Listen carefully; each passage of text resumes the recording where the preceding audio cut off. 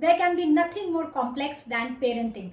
But what if I tell you, you can simplify parenting in 2 simple steps? That's the aim of my channel, Life Simplified, to help you simplify complexities of life.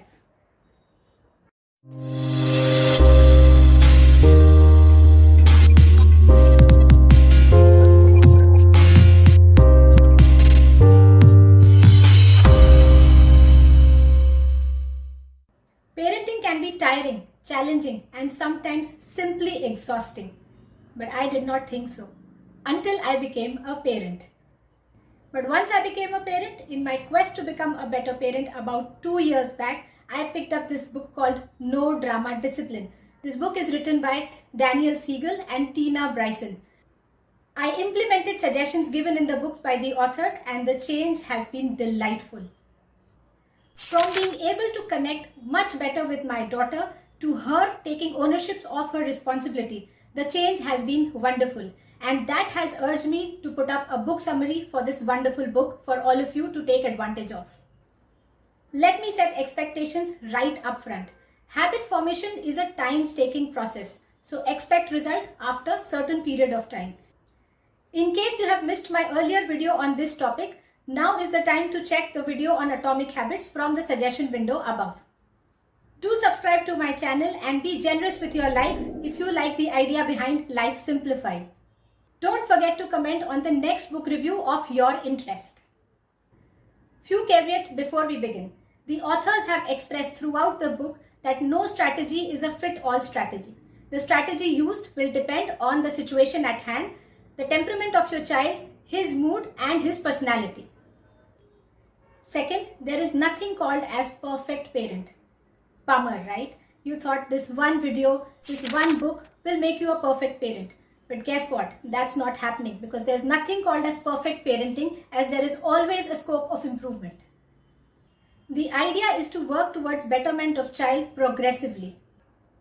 Third, even experts fail many times. Throughout the book, the authors have been quite honest with their confession that as parents, they too tend to slip sometimes.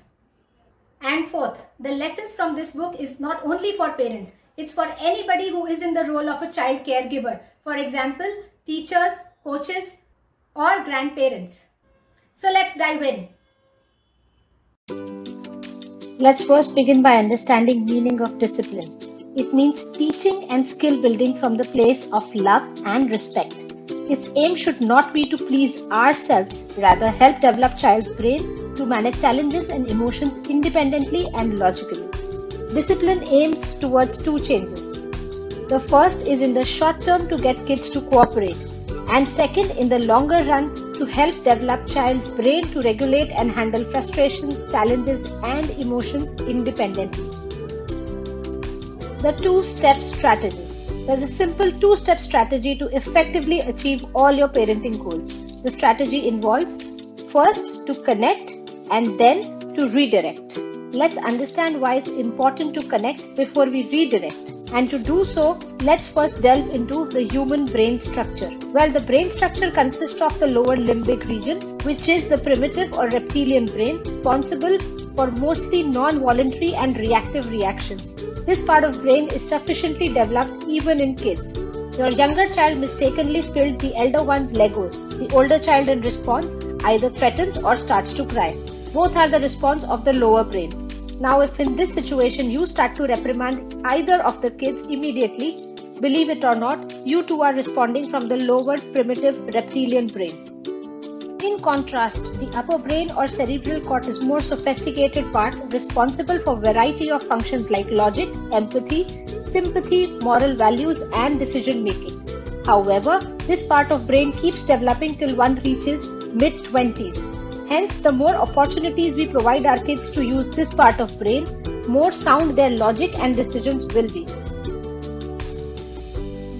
So before we redirect, it's important to connect with child to help control impulse of reptilian brain and engage upper part of brain. Once that's done, then it's time to set boundaries and redirect. Ironically, what we see more frequently happening is just the opposite in sequence. Redirection first and connect later. Put that fork down now or you will face consequences. Result, the child starts crying out of fear. your response, to immediately go and cuddle to soothe him. So, how interchanging sequence of events can be a big mistake? Not only that, how we redirect is important as well. We'll talk about that later. The other important concept to understand is what authors call neurons that fire together, meaning an activity that is repeated again and again becomes more and more automatic due to better neural connections. For example, your child asks for chocolate as soon as he gets off the school bus every day, and you oblige without fail. Over a period of time, coming home from school gets associated with delight of chocolate treat. This is similar to the habit formation loop of cue, craving, response, and reward mechanism shared in my previous video. So now that the sequence of connection and redirection is established, let's look in detail of how to build connection cycle in 4 steps. Step 1. Communicate comfort. A loving embrace, a soothing touch is enough to establish comfort for the child to feel secure and establish connection.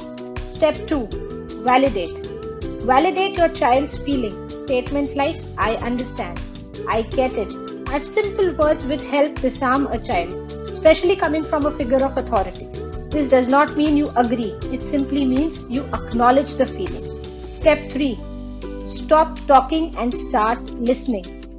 Our first instinctive reaction to any problem with our child is to lecture. Well, I know the problem, I will lecture her and she will get it.